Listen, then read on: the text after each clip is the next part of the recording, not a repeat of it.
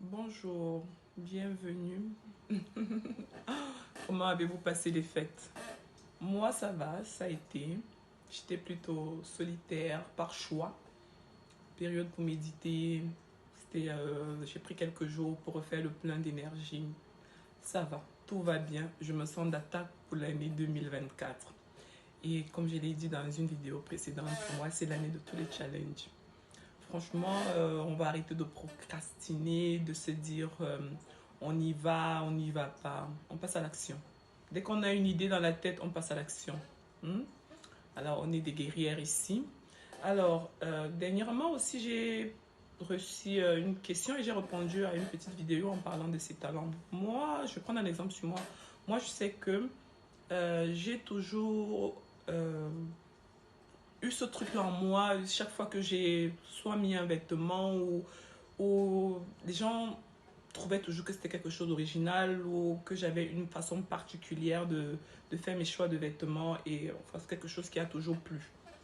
Et du coup, pour moi, voilà, il ne fallait pas réfléchir, c'est un talent et du coup, j'ai transformé cela au fil des années en source de revenus, d'où mon positionnement de personnel shopper, de promotrice de magasins de prêt-à-porter. J'ai fait beaucoup de choses. Donc, par rapport à ça, j'ai eu une grande expérience avec la Turquie. C'est pour ça que je dis que je me sens légitime de pouvoir accompagner les gens qui veulent se lancer dans ce business-là. Parce que franchement, c'est un business qui est porteur. C'est un business où on s'en sort. Ça peut être un complément de revenus, comme on peut en faire une activité, comment on peut en faire une activité principale. Alors ici, je vais évoquer un point qui est celui d'acheter à l'étranger par rapport à ce business-là, soit en Chine, soit en Turquie. On va commencer par la Turquie. Hein. C'est possible de pouvoir acheter de la Turquie pour le pays de notre choix partout dans le monde. Et franchement, aujourd'hui avec le digital, les moyens que le digital met à notre disposition, il n'y a pas vraiment nécessité de se déplacer pour un départ. Pour quelqu'un qui veut débuter, si vraiment on a des moyens limités, tout c'est possible de faire tout à distance. Et franchement, de manière transparente et de manière à être rentable. Il suffit il y a des petites astuces, de s'y prendre à l'avance. Voilà quoi. Bon, pour acheter en Turquie, par exemple, je dirais, ça dépend de vous. Vous pouvez le faire de vous-même, hein. C'est-à-dire trouver un fournisseur, acheter, euh, envoyer ça par un cargo et puis vous faire livrer en Afrique. Mais vous n'avez aucune garantie que voilà, peut-être la marchandise que le fournisseur va vous proposer ou va vous envoyer sera effectivement la marchandise que peut-être qu'il vous aura envoyé au préalable en photo et tout. Donc c'est là où peut-être, pas peut-être, c'est là où nous on intervient parce qu'on est un peu la personne de confiance qui va réceptionner votre argent. Pas forcément, vous pouvez toujours envoyer directement au fournisseur, mais on est là pour aller sur place, tester la marchandise, se rassurer sur la qualité du produit. En ce moment, on se positionne comme guide. Ensuite, il y a des cargos qui sont basés à Istanbul, qui s'occupent de faire des transferts avec l'Afrique. Alors, il y a un petit secret, un truc que beaucoup de gens ne savent pas et qu'on ne dit pas. Tu peux acheter, on va se tutoyer, tu peux acheter de la marchandise, on va partir sur le textile. Tu vas acheter une marchandise, un vêtement qui va te revenir disons, 20 dollars, 30 dollars. Disons ça comme ça.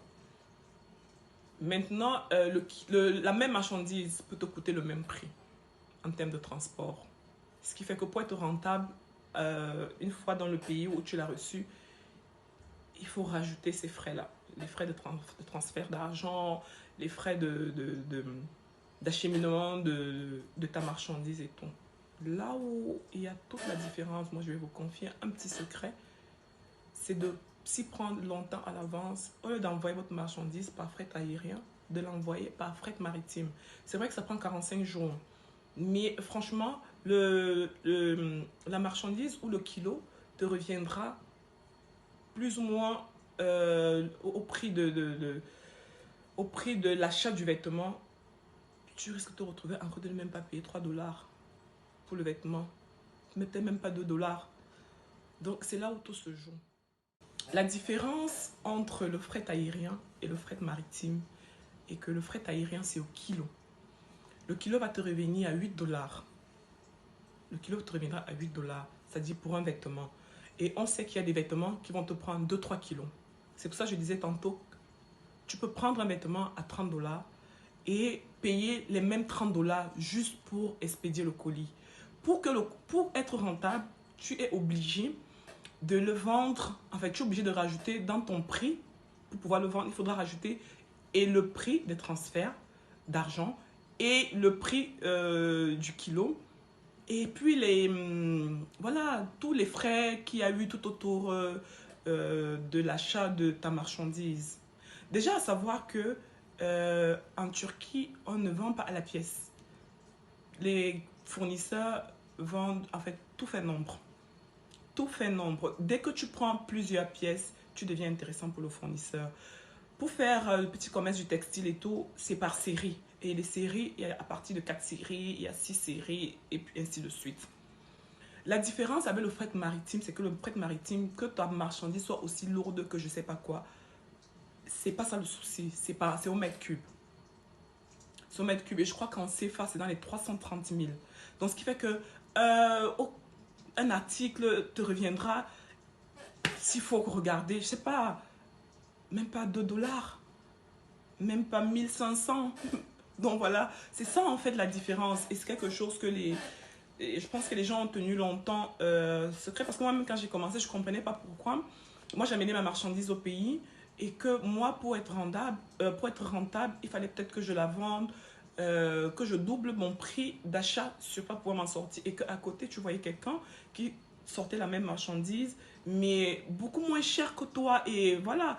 Et puis, des fois, c'était vraiment la même marchandise. Parce qu'il faut savoir que, j'en parlerai plus tard, mais la différence entre la Turquie et la Chine, c'est qu'en Chine, on a beaucoup plus de qualité sur les vêtements dans certains standings. Sur les vêtements dans certains standings, tout ce qui est vraiment de la qualité, ça dépend de comment vous voulez vous positionner. Mais s'il faut vraiment se positionner sur le haut de gamme, avoir de l'exclusivité, avoir des choses assez rares, c'est la Turquie. Maintenant, s'il faut faire le commerce pour vendre des choses en vrac, des choses vraiment pour servir tout le monde, c'est la Chine.